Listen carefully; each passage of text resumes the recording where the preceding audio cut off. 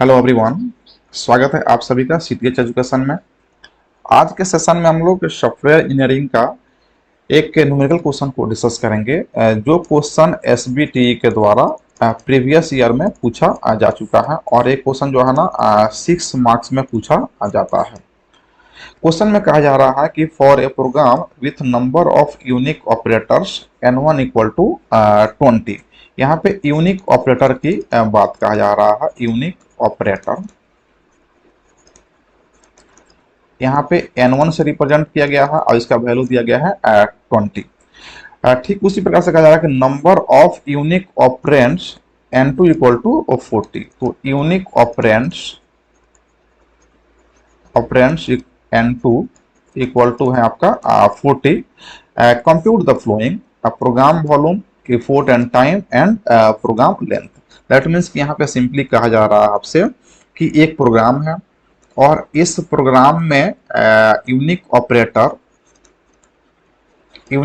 की संख्या 20 है और यूनिक ऑपरेंड्स की संख्या 40 है। तो आप कैलकुलेट कीजिए कि प्रोग्राम का वॉल्यूम क्या होगा, उसका एफर्ट एंड टाइम क्या होगा और प्रोग्राम का लेंथ क्या होगा।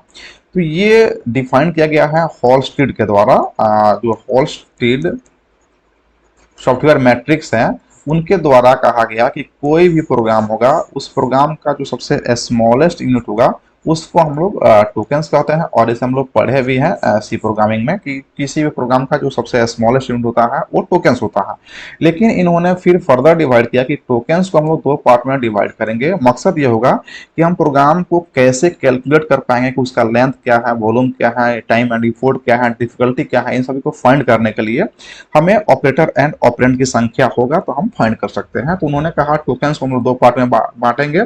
एक तो हो जाएगा आपका ऑपरेटर ऑपरेटर और दूसरा हो जाएगा आपका ऑपरेंड ऑपरेंड। तो यहाँ पे वही दिया हुआ है, यानी कि ऑपरेटर की संख्या और ऑपरेंड की संख्या दिया है। अब यहाँ पे आपको इन सभी को कैलकुलेट करना है।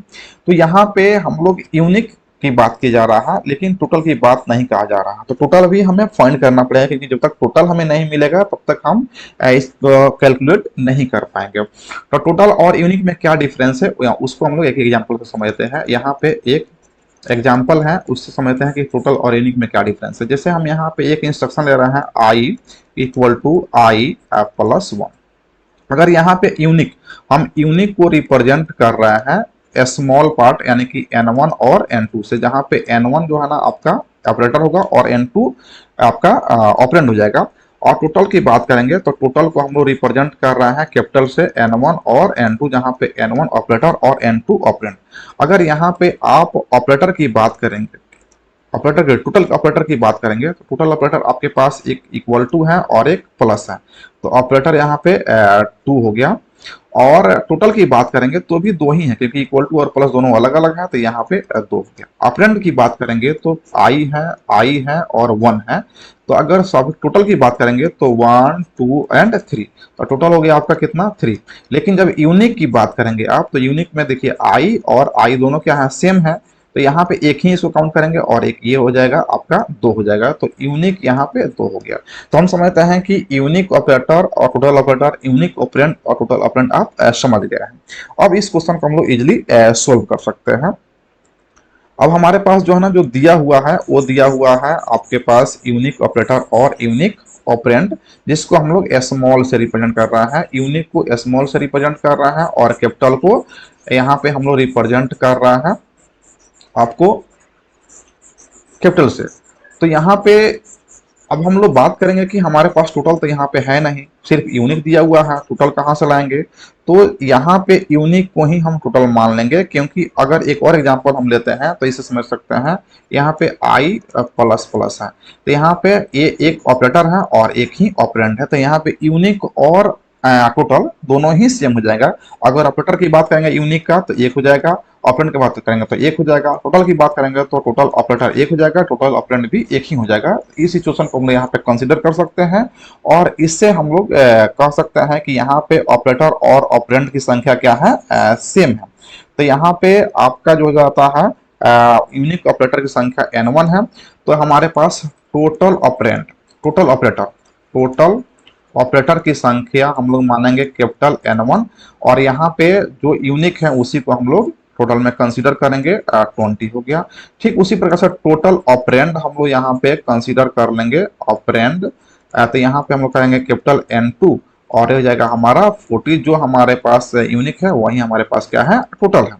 अब हमें निकालना है क्या कि program volume, effort, time and program length. तो हमारे पास जो वैल्यू चाहिए फाइंड करने के लिए वो सब कुछ अवेलेबल है हमारे पास। चाहिए यूनिक ऑपरेटर वो भी है, यूनिक ऑपरेंड वो भी है, टोटल ऑपरेटर वो भी है और टोटल ऑपरेंड भी है।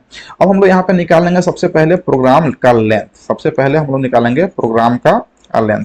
तो प्रोग्राम का लेंथ का जो फॉर्मूला होता है, प्रोग्राम लेंथ का फॉर्मूला होता है capital N equal to capital N1 plus capital N2। That means कि total number of operator plus total number of operand वही जगह आपका प्रोग्राम का लेंथ। तो यहाँ पे वैल्यू है 20 और प्लस 40। दैट मीन्स कि जो प्रोग्राम का लेंथ हो गया कितना हो गया, वो हो गया आपका 60। टोटल हो गया कितना 60 हो गया आपका प्रोग्राम का लेंथ, यानी कि एक क्वेश्चन पे आंसर हम लोग कर लिए। सेकंड हमारा है यहाँ पे फाइंड करेंगे पहले प्रोग्राम का वॉल्यूम। तो प्रोग्राम का वॉल्यूम का आपके पास फॉर्मूला है और उस फॉर्मूला से आप इजीली जो है ना पुट द वैल्यू और गेट द रिजल्ट आप कर सकते हैं प्रोग्राम वॉल्यूम। और प्रोग्राम वॉल्यूम को हम लोग रिप्रेजेंट करेंगे कैपिटल V से, कैपिटल V से। और यहाँ पे हमारा वैल्यू होता है formula capital N log small n base 2, जहां पे कैपिटल N समझ रहे हैं टोटल नंबर ऑफ क्या है ऑपरेटर एंड ऑपरेंड्स हैं जो हम लोग यहाँ पे फाइंड कर चुके हैं। तो यहाँ पे वैल्यू कितना हो जाएगा 60 और लॉग और बेस 2 हो जाएगा। और स्मॉल n का मतलब होता है unique operator plus unique operand. तो यूनिक ऑपरेटर और यूनिक ऑपरेंड यहाँ पे 20 प्लस 40 कितना हो जाएगा, यहाँ पे 60 हो जाएगा वैल्यू। यानी कि आप कह सकते हैं कि small n equal to N1 plus N2 और यहाँ पे 20 प्लस 40 इक्वल टू कितना हो गया 60 हो गया।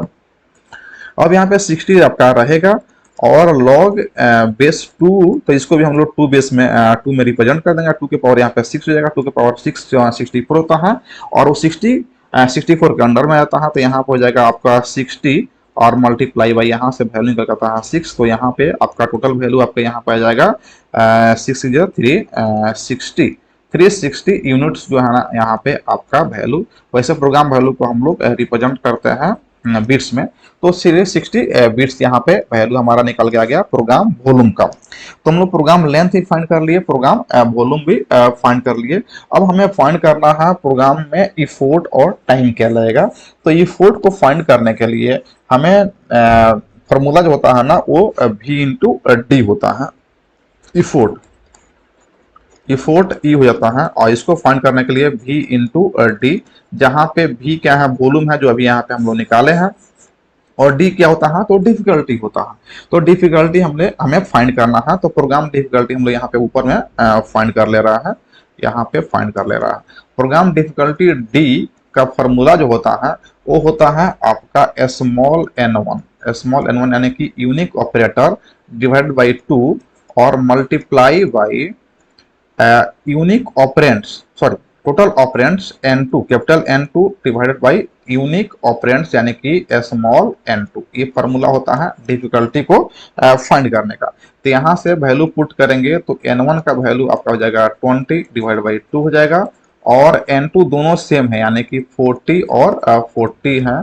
तो ये जो है ना कैंसिल हो जाएगा, तब वैल्यू आपका हो जाएगा 10, यानी कि डिफिकल्टी का वैल्यू कितना आ गया आपका 10। तो यहाँ से फिर जो है ना आप फॉर्मूला में वैल्यू को पुट करेंगे, आपका आंसर निकल जाएगा।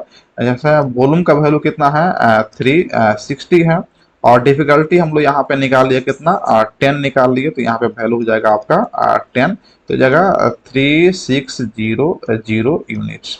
तो ये आपका हमारा इफोर्ट निकल गया। अब यहाँ पे हमें निकालना है टाइम निकालना है। तो टाइम निकालने के लिए हम लोग क्या करेंगे, इसका भी फॉर्मूला है और फॉर्मूला है यहाँ पे टाइम इक्वल टू होता है कैपिटल टी को रिप्रेजेंट करते हैं हम लोग इसमें और इफोर्ट डिवाइड बाई 18। अब 18 क्या है, 18 जो है ना एक स्टोर्स नंबर है। स्टोर्ड नंबर क्या है, तो एक स्टोर्ड साइकोलॉजिस्ट है जिन्होंने कहा कि किसी भी प्रोग्राम को जो हमारा ह्यूमन ब्रेन है उसको जो है ना प्रोसेसिंग करना स्टार्ट करता है 5 से 20 सेकंड के अंदर में, यानी कि स्टोर्स नंबर एस है। और इन्होंने कहा कि लेस देन और इक्वल टू 5 और लेस देन इक्वल टू 20, यानी कि 5 से 20 सेकेंड के बीच में जो है ना ये प्रोसेसिंग स्टार्ट करता है, प्रोसेसिंग करता है। तो बहुत सारे साइकोलॉजिस्ट जो है ना इसका एवरेज कैलकुलेशन किए, रीजनिंग निकाले, तो वो वैल्यू आ गया कितना, 18। और स्टोर्स ना है, इसी 18 वैल्यू को जो है ना स्टोर्स नंबर कहा। और यहाँ पे हम लोग फाइंड कर लेते हैं ई हमारे पास यहाँ पे 3600 है, 3600 है। और यहाँ पे क्या वैल्यू हो गया, स्टोर्स नंबर क्या हो गया, 18। तो ये फिक्स्ड नंबर है, इसको आप डायरेक्टली यूज कर सकते हैं। तो यहाँ पे आपको 18 से ये डायरेक्टली कट जाएगा, तो वैल्यू आपका हो जाएगा 200 यूनिट्स, 200 यूनिट्स। तो आप देख पा रहे हैं कि अगर आपके पास यूनिक ऑपरेटर है और यूनिक ऑपरेंड्स है, फिर टोटल ऑपरेटर है और टोटल ऑपरेंड्स है, तो आप इजिली जो है ना इस फॉर्मूला का यूज करके जो है ना प्रोग्राम का लेंथ, प्रोग्राम का टाइम इंपोर्ट और प्रोग्राम का वॉल्यूम कैलकुलेट कर सकते हैं। जैसे प्रोग्राम के वॉल्यूम का फॉर्मूला आप यहाँ पे देख पा रहे हैं कि n log n बेस 2 है, जहाँ पे capital N total number of operator and operands है और small n total unique operators and unique operands की संख्या है। आपका प्रोग्राम लेंथ जो होता है ना, सिंपली जो है ना कैपिटल N हो जाता है, जिसमें total number of operator and total number of operand हो जाते हैं। और आपका जो है ना यहाँ पे इफोर्ट हो जाता है वॉल्यूम इनटू डिफिकल्टी, प्रोग्राम का डिफिकल्टी क्या है और उसका वॉल्यूम क्या है, तो वॉल्यूम लोग निकाल चुके हैं। डिफिकल्टी का फॉर्मूला होता है स्मॉल n1, दैट मींस की unique operator by 2 multiplied by total number of operands divide by unique operands. तो यहाँ से हमारा डिफिकल्टी निकल गया। तो इस तरह से आप इस क्वेश्चन को बहुत आसानी से सोल्व कर सकते हैं।